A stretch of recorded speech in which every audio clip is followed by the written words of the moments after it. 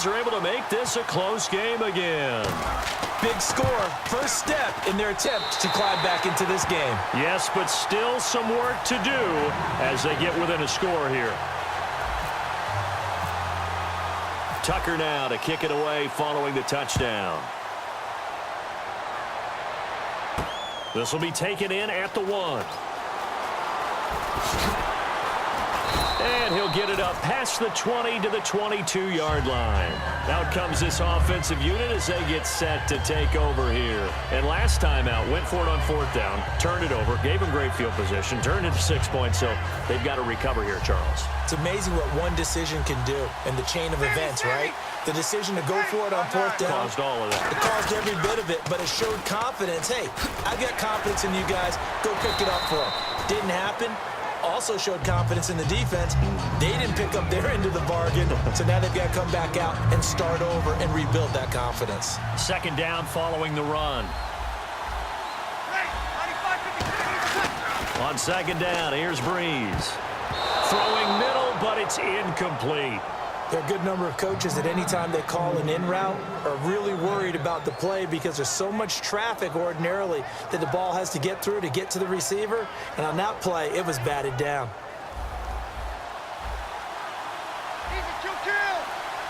Well, they brought in an extra defensive back here, so probably not expecting a run on 3rd and 3. A good call. And he's going to have a first down as he's brought down at the 44-yard line. A good gain of 14 there, and it moves the chains.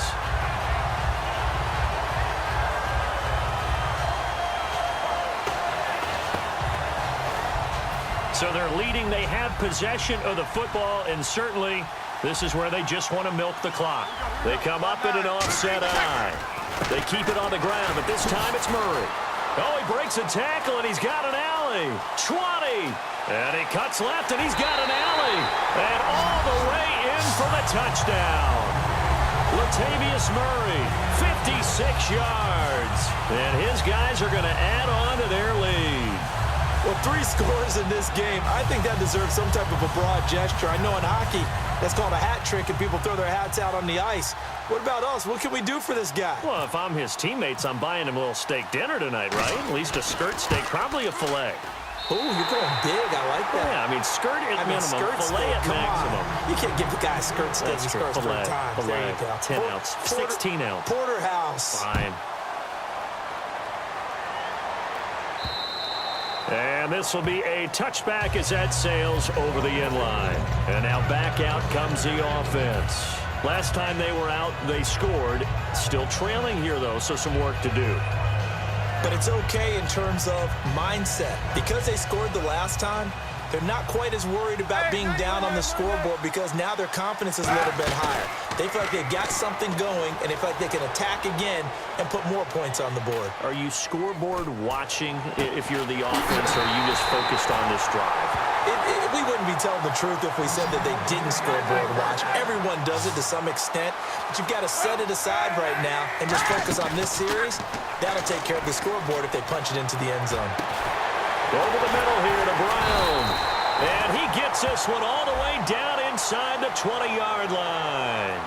Well, even after all those interceptions, he's not deterred, still confident to go deep at work there. I think all the old rules about playing that position still apply. If things go wrong, you still act like you're the best player out on the field. You still carry that supreme arrogance with you and continue to fire the ball. I've seen guys have games like this, and this is where you find out if you're great or not.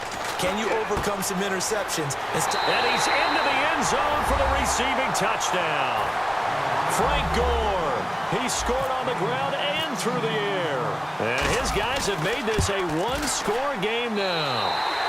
And that'll cut the lead down now to a touchdown.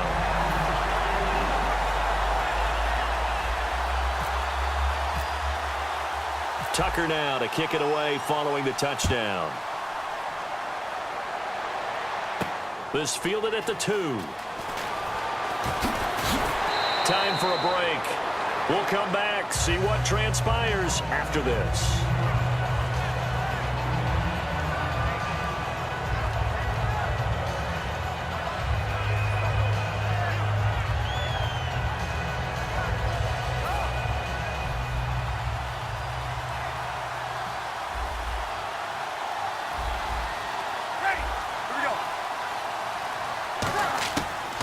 Breeze is looking to throw. Toward the sideline, and look at that catch. Dragging the toes, and that's going to be a first down. Well done. In his career, he has a spell of 10 straight seasons, 4,000 yards or more. Only quarterback to do that. We're seeing more of it here in this one. We better not take it for granted, because what we're watching, it's vintage Drew Brees, but it still is excellent. 10th carry of the game now, Murray. And he is going to lose yardage here. It's a loss of 2 there, bringing up second down. Yeah, let me puff out my chest a little bit, even though I'm not rooting for either team. That was a really nice defensive play. It's awfully fun to watch, even in an offensive game. It's already 2nd and 12. The defense hoping to push them back more.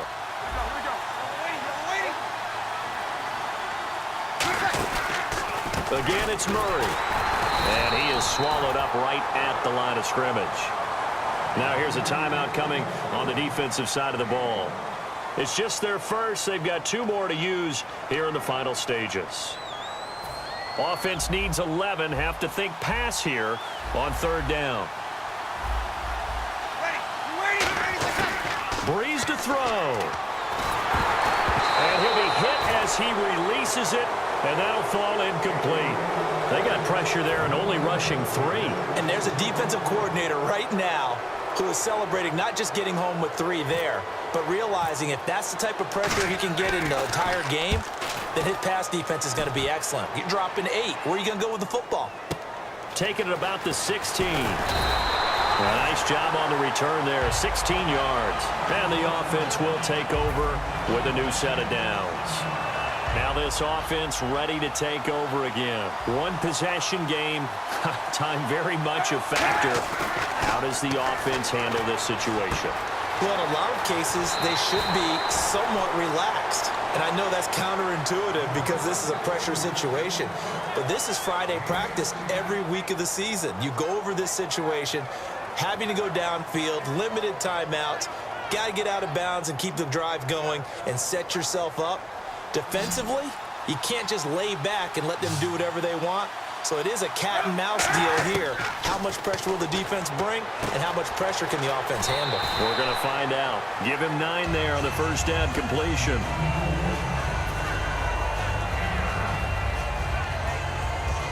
Just 1 yard to go here on 2nd down.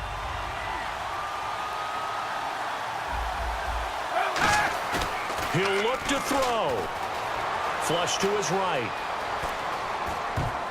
And his throw's going to be incomplete. It's a tried and true formula, and I don't think it'll change for as long as we play football. If someone's trying to throw the ball and you can put pressure on them and make it tough, that's only going to help your defense. Yeah, he's since being hurried. He got rid of it before taking the hit, but incomplete. They'll look to throw. Drops it underneath to Gore. And he's able to get it to the 31, and that's enough for the first. Now hold everything here. We're going to get a timeout by the offense. That'll leave them with just 1 remaining in this 4th quarter of play. Back to throw. He's going to let it fly. And his ball is caught. It's a touchdown. And now in the final seconds, they're a PAT away from likely getting this thing to overtime. And that touchdown means a decision has to be made. Do they kick the PAT and tie it up, or do they go for 2 and try and win it right now? And this one through the uprights and good. Set to go now with the kickoff. These 2 teams all even again as we continue in this wild 4th quarter. That's fielded in the end zone. So out now comes the offense back onto the field. They have a little bit of time here to get into field goal range. Not much. A tie game, you don't want to do anything crazy, right? I agree with you on that one. Risk-reward, okay? If you go for it, what is the absolute reward on this? But the risk is probably greater. Run the clock out, get to overtime, and try and win it there. All right, we'll see if they do just that.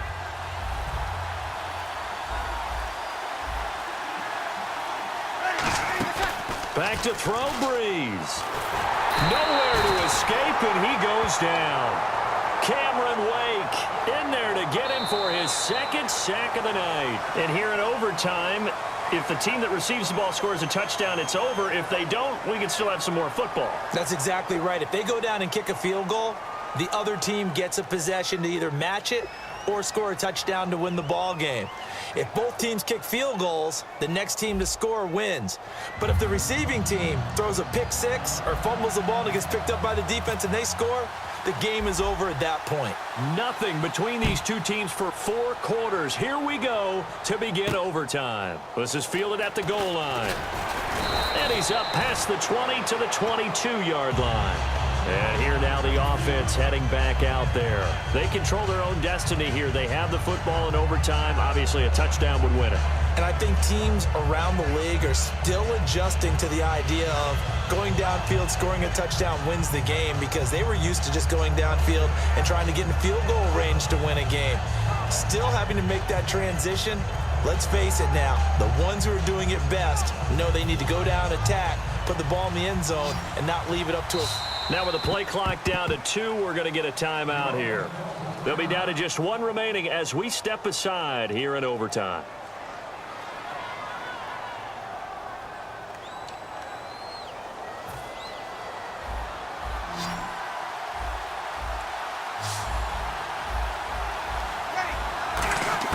On first down, Breeze. Oh, he bowls over him, finding his safety valve here. That's complete. And able to break one tackle, but then quickly brought down. But a nice little gain. It's funny, throughout the time that we've been together, when we talk with running backs about the ability to catch the ball, their eyes light up when they talk about open field and having one-on-one matchups, don't they? Yeah, they do. And that's the reason why. What we just saw, shedding those tackles, and that's what they're used to doing. It is, and it starts at the beginning of the play. One-on-one matchup if someone's trying to cover them, but they also like those one-on-ones downfield after the catch when they're running with the ball. They think they're going to win those too. I know sometimes we can get fooled when we watch him make catches, as we just saw him do there, because he really looks like a wide receiver the way he goes about his business. Yeah, 230, 240 range. Yeah, not super huge. Maybe not counted on to be that inline point-of-attack blocker that we used to have in the good old days, but you can flex him out. You can run wide receiver routes with him. You can make him a primary target, and that's how he'll shred a defense. See if they stay on the ground for second down.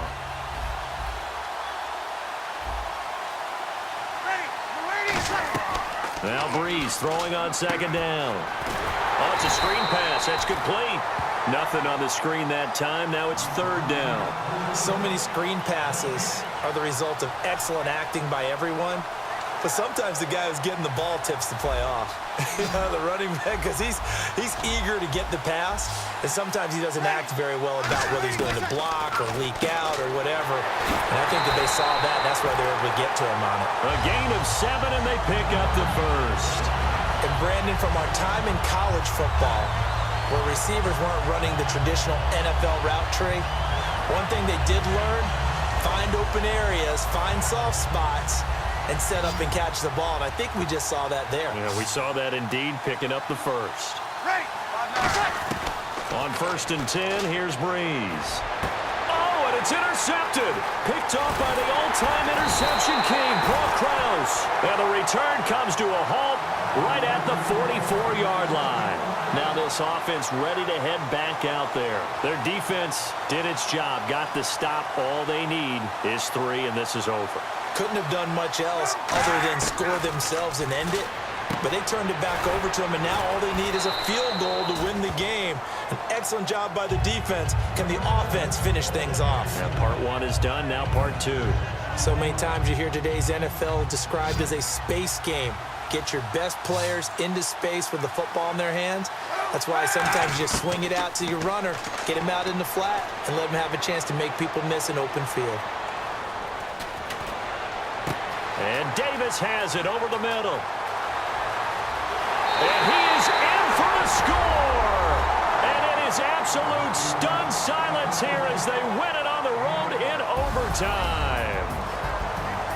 Well, you never know what you're going to expect when you come to the stadium to call a game sometimes.